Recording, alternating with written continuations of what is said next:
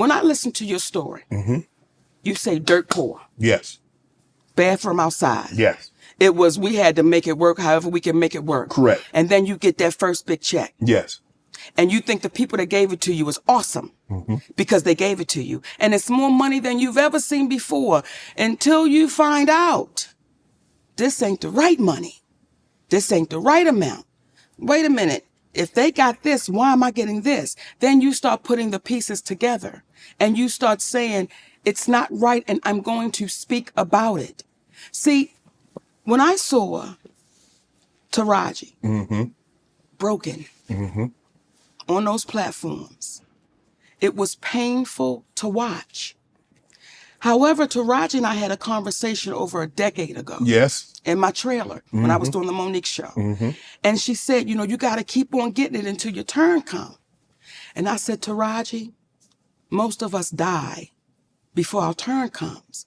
We got to ask for it right now. Now, I understand that because there was a time I felt the same way. Exactly. Because that's what I was told. Right. You just keep going and we'll get him the next time. We'll get him the next time. We'll get him the next time. And the next time never comes. And then you see our sister broken, sitting on those platforms. Now, when I said it, why didn't it get the traction when you said it that when she said it, now all of a sudden everybody is coming. And I don't have a problem. I'm glad. Yes. But if you said this a decade ago, and I remember you saying it over a decade ago, why didn't it get the traction? Why didn't it get the support? Why wasn't it propped up when Monique said it? I think there's a few reasons why. Number one, it was the messenger. I should just be grateful I got invited to the party. You a big, fat, black woman. How dare you be the one? And then on top of that, you're saying names. You're saying Oprah's name out loud. You're saying Tyler's name out loud. You're saying Lee's name out loud. You're saying Lionsgate out loud. That's not what we do. We say they. We say the people. We say the studio. We say the producers. How dare you actually say our heroes' names? You're very specific. These are our heroes. How could you say their names out loud? Because they're the ones that did it. And if I don't say it out loud, now you see a woman that is swallowing that pain, that is so stressed out. Then you see our sister Taraji P. Henson sit on that platform. And I love that baby because she's a beautiful spirit. But to see her that broken, what our community was saying was, we have a hard time, some of us, we have a hard time seeing a strong black woman with her back straight and a chin up and a strong black man standing by her side. We have a hard time accepting that. But we can accept seeing a black woman broken. Now it's really serious because she's falling apart. Our community had a hard time with those two things. And when I would hear people say, why is her husband there? Why is he there? It's a sad day when we're questioning why a black man would stand with his black woman. So when you hear black women saying we're the most undervalued, disrespected, underserved, mistreated, violated, exploited, we get all of that. Then you see a black man standing with his black woman saying, not on my watch. And you hear some black men saying, why her husband gotta be there? We're in a sad state of affairs when we begin to question black love and black unity. So they didn't want to hear me, some of them, because of what I look like, because I spoke about their heroes, and because they saw that man standing right there strong. Did they question the validity, because we had never seen this before, not so public, not so present. Yes. Did they question you and his relationship? Me and my husband? Yes. When you say question, what But do you it's mean? like,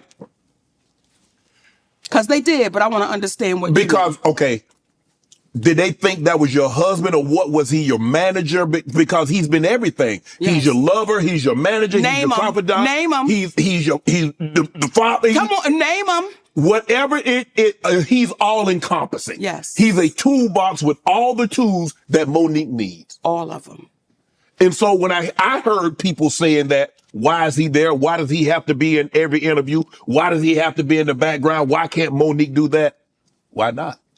Why not? Why not? And that's when you see, and these are my sisters, but when you see Taraji, when you see Viola, when you see our sisters speaking out, you never see their representation sitting right there with them. Mm-hmm. You never see them saying, listen, we got to fight together. Right. My husband is also my manager, which is my representation. Right. But again, we've been so beat down that some of us have a problem with this black man saying, I'm standing right here strong, right, and I will not flinch and I will not budge. What a sad state of affairs we are now in, where you have people that look like you and I mm-hmm. that would question why this man is standing there. That, for the life of me, is disheartening. Mm-hmm. When we heard Brother Malcolm say, we've been run amok, we've been hoodwinked, we're now doing it to ourselves. We're now doing it to ourselves. So when you say, Monique, it was different because we had never seen that before, you said their names. Mm-hmm. Let me say this, I'm not the first one. Right. I'm not the first one, but we get washed away in history so easily that we start thinking, oh, this is the first one. This is the first one. Her name is Claudette Colvin. And she's not the first one, but she was before Rosa Parks. Mm-hmm. But because Claudette Colvin did not fit the picture that they thought she should look like, she was dark skinned and she had coarse hair. And because the organization, I believe it was the NAACP, mm-hmm. did not think she would be accepted by the white people. Mm-hmm. They had to get somebody that they said the white people could accept. We keep repeating the same thing because what I said is no different than what anyone else is saying. Not at all. Right. It was the messenger. And it was the way that I'm not putting my head down. I'm not shedding one tear. I'm not going to say, I don't want to say their name because I might get in trouble. I'm going to say all of it. Right. Because when you really think about that little girl coming behind you, what I don't ever want that baby to see is me broken. I don't want her to see me falling apart. And I understand it. I understand how it can happen, Shannon, when you may not have a foundation at home. Correct. When you may not have that man at home or that woman at home, whomever, that support person saying, you're not crazy. Right. I got you. Come on. We're going to go through this. We're going to get through this. So for us, if we start taking things for what they are and get out of our emotions, we would be so far along. Do you believe punishment? Punishment is not only meant for the perpetrator, but it's also to deter others from said acts. You see it. Do you believe the punishment that was bestowed upon Monique was not only to punish you, saw it, but to deter others from saying what you said? Well, Shannon, see here, and I'm going to answer that. But sometimes we act like we don't know our history. See, back in the day when they had us in chains, mm-hmm. they would beat one real good. Right. But in front of the others. In front of the others, and they let everybody know what you don't want is that type of ass whooping. Right. So what they said was, we're going to beat Monique really good. We're going to sit her down. And I made it public. Financially, my family took a hit, Shannon. And when I tell you we took a hit, right, we took a hit. So when you see our sister go through that, you see her go through, and we act like our eyes didn't see what it saw when we watched that promotion happen mm-hmm. with The Color Purple. Right. We wanted to act like we didn't see how Oprah Winfrey treated Taraji. In my humble opinion, when you saw her walk up, you saw that there was tension. You saw that there was something happening. Right. And then when you see Taraji write her a love letter, it's like, listen, we got to stand tall and stand strong on what we know. We know you were mistreated. We know it wasn't right. We know it was unfair. And then you turn around and say, oh, but Lady O handled it. I have a problem with that. I have a problem with that because that allows Lady O to keep on doing what she's doing. And we're in a position of, I don't want to say nothing because we saw how Monique got whooped. Now, again, that's just my humble opinion. But I don't know I don't know how else to frame that. It's like, listen, you better fix that because you saw what they did to her. You saw how they treated her. Is it a situation, do you believe it's a situation that Oprah might have faced something similar that maybe wasn't as public as you. And she's looking at it, well, if I faced that, went through it, and came out on the other side and look at me, it should be okay. Because sometimes we get that with parents. You know, I struggle. You say my kids should have to struggle sometimes also. Do you think that might be something going on with her? Or you just like, there's a disconnect? There's a disconnect. Okay. There's a disconnect, and there's been a disconnect for years. There's a disconnect. And I think what happens is we place people on these pedestals and we say, oh no, you can't do no wrong. We don't even want to hear it. Right. And when you hear cats say, you know what they do? They don't say anything and they act like it didn't happen. I'm going to keep talking until you take accountability. Right. Until you say, Uncle, I've done this. That's why it was so important. From Oprah Winfrey to Tyler Perry, Lee Daniels. Now, Lee Daniels was the only one I had to deal with. Did you see Lee Daniels apologize? He walked out on that stage. Not only did he apologize on stage, that man apologized to our children. That man apologized to our children and said, I need to apologize for what I put y'all through. He's the only one I had to deal with. However, it became a problem with Oprah Winfrey and Tyler Perry that I wouldn't do something and work for free. And I will say this right now on your show. I still love y'all. We still love y'all. You love more, they make it right. My husband, okay, say that again because you love y'all more, y'all make it right. Yes, indeed. Okay, I fix him a pound cake. my husband would always say, Mama, we ain't calling nobody out. We calling them up. And if we continue to call us up on our doings that are not right, we get better as a people. Like, we get better. Do you know why things were able to happen like they happened on The Color Purple? Why you think? Oh, you talk about the rebate. You talk about what? I'm talking about the 7th one. Yeah. The one that just came out. Right. Right. Isn't that the 7th edition? It's like the musical with Fantasia and Taraji, right? Right, okay. right. That one with all our beautiful sisters. Yes. You know why they're able to treat us like they treat us? How are you handpicked and you audition?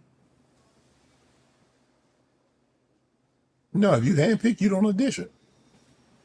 I want you to say that again, Shannon, because people don't understand how deep this goes. When I watch my sister say it was an honor to be handpicked, right? Then why ever would you audition? Yeah. And the moment, in my opinion, the moment she auditioned, they knew we got them. We can treat them any kind of way we want to treat them. We can do them any kind of way. But why would you want to? Why? Just because you can, that doesn't mean you should. But they did. But they did. How do you handpick me and then mistreat me? Yes. And then I got to send a letter to you about the mistreatment that you gave me. That's why they're able to get away with it. That's why when I do interviews, oftentimes, or these conversations, people are too afraid to even address it because they don't want to be caught up like, oh, I don't know. When you say, wait a minute, no, that's the truth. Right. I heard it. And I don't want my character to be on the line as I'm being a person sitting there asking people about their lives, right, and then not be able to stand in what I've heard. Right. That's why it made so much, it was important for us. It was important for us to get you that audio. I don't want you to take my word. Yeah. And anything I've said on this couch right now, that don't take my word. Ask those people. Ask those people. Right. And see what happens. And then maybe after this come out, they're going to label me again. She's bitter. She's not loved. Yeah. You done got 30, 40 million of my dollars. Yeah, I'm bitter. The average person gonna be bitter. Okay, I just want to look in your camera. Okay. And here's the thing. Because I got a king at home, I'm not bitter.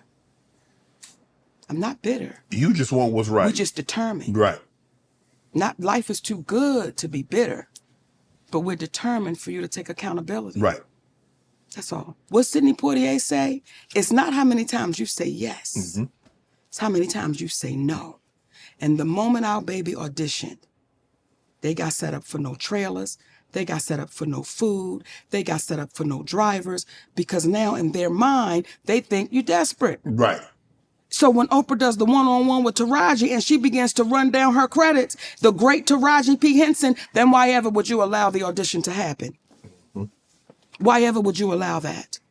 Why wouldn't you go to that studio and say, She doesn't have to. she doesn't have to, I handpicked them. So either our sister's not as powerful as we believe she is, or either there's not the concern that she tries to make it look like it is. Want to join Club Shay Shay? Become an official member by hitting that subscribe button, where you never know who's going to be joining us for drinks and conversation.